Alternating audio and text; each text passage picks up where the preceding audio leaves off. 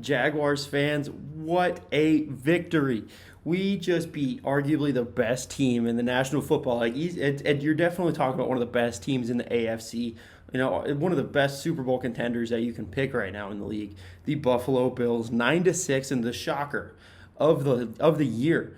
No one had us taking down the Bills this year. It's the largest point spread the Jaguars have ever covered whenever they were the underdog. So, man, 14 and a half points don't matter.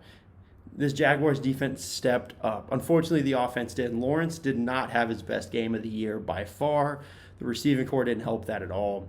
Whenever you have Jamal Agnew and Dan Arnold as your two target leaders, you're not going to have a very good day offensively. We need more production out of Marvin Jones and Laviska Shenault. We just do. Laviska didn't really have the drops he's been really struggling with thus far. He just can't bring the ball in. He can't get separation. Same thing with Marvin Jones. I know Marvin had the big deep pass dropped or overthrown by him by Lawrence. Got to get better with that. But at the end of the day, Lawrence finishes 57% completion on the day for 118 yards. No scores, no interceptions. I love to see the grit of Lawrence coming back out, though, after that ankle injury. I absolutely love to see that. I was cheering for him to see. I saw him run in. And then he kind of realized Beathard was going to take another snap, so he kind of just turned around in frustration. But I loved it. I was very, very excited to see that out of Trevor Lawrence, as he's really solidified himself, in my opinion, as the leader on this Jaguar squad.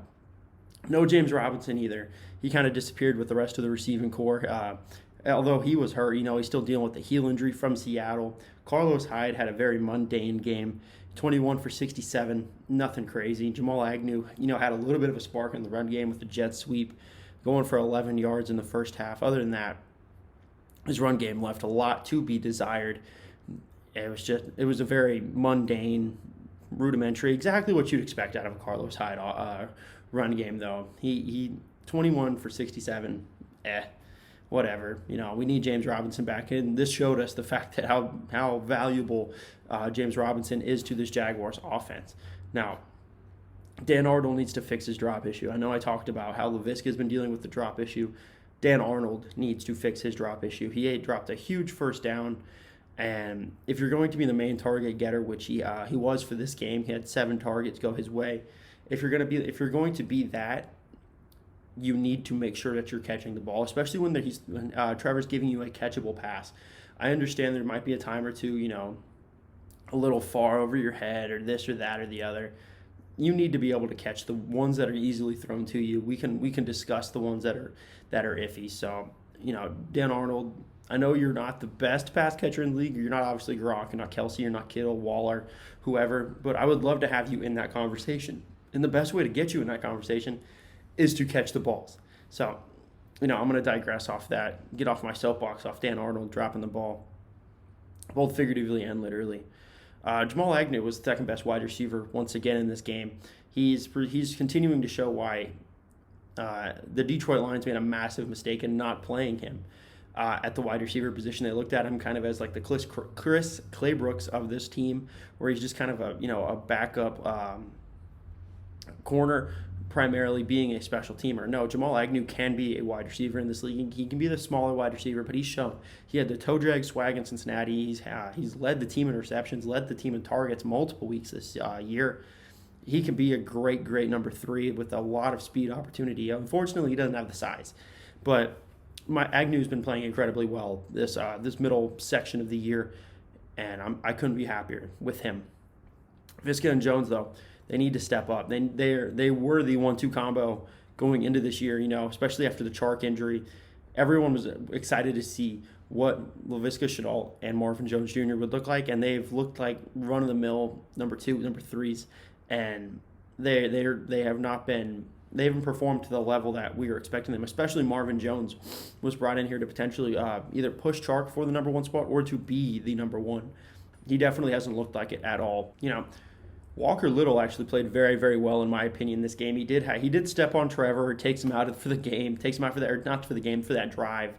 Ends up coming back into the game later. But he played well. He played mediocre. He either played very poorly for the snap or he played very well. He's incredible movement. He is Oh my goodness! Every person I hear that has any experience at the left tackle or at the tackle position in general talks about how well his get off is, how quickly he gets out of into those kick steps and really starts to get in his stance. He's incredible at that. We just need it. They just say he needs to work on his hand move or his hand placement and his play after contact. But overall, I think the future looks bright for Walker Little. Urban Meyer is very excited to see what he looks like. He said he has a future on this team for sure. Leon Searcy has said the exact same thing. He's a hell of a ball player. So I'm very excited to see what Walker Little looks like going into the rest of the year. Whew. Man, Josh Allen. Oh my goodness. Josh Allen, the good one, the Jags Josh Allen. 1 sack, 1 fumble recovery, 1 interception, 8 tackles. He played his butt off, put the team on his back, and he said, I'm going to carry this defense to a victory today. And he did. He was all around. The only thing he was really missing was a score at that point. And unfortunately, he got kind of robbed of it on his interception because he could have taken that one to the house easily if that wide receiver hadn't been there. So Josh Allen, without a doubt, gets the game ball for the week. He played lights out. He showed that he is the best Josh Allen in the league. Really showed that talent and overall productiveness that we've been expecting to see out of the number 7 overall pick in 2019. Man, Taven Watch. I need some like sirens going off or something.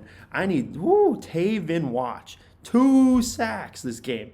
That matches his career high in one game. I believe in 2019 he had 2 sacks. So matches his career high. I believe he's already surpassed it. I believe he has 2.5 sacks this year. So man, Taven Bryan is on track for a career year. Taven Bryan, he said, I'm tired of hearing you talk that smack. I'm going to get after it today. And man, he definitely fed off of the energy. And Taven Watch is going to have to get picked back up, especially after a 2-sack performance out of the 2018 first-round pick that he was. I'm very, very excited to see what this week against Indianapolis looks like. I doubt he's going to have the same success because Indianapolis does have a very good offensive line, but hey, you never know.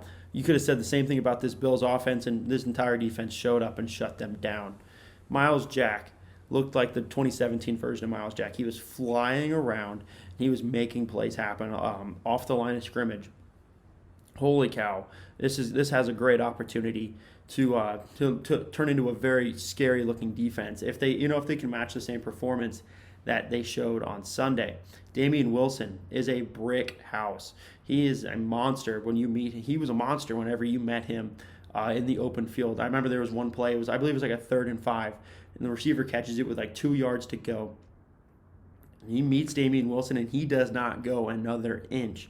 Damian Wilson put the brakes on him, and said, "Nope, this is where you're going to go down," and that stopping him allowed for other players to get there and help with the tackle. So I'm very happy with the way this linebacking core played this weekend.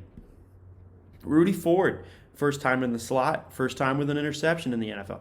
Very happy to say that I'm excited to see what this trio looks like going forward of Rudy Ford, Shaquille Griffin, and Tyson Campbell. Overall, I'm expecting Carson Wentz, Michael Pittman, and the rest of the Indianapolis offense to kind of game plan around the weaknesses that they have shown.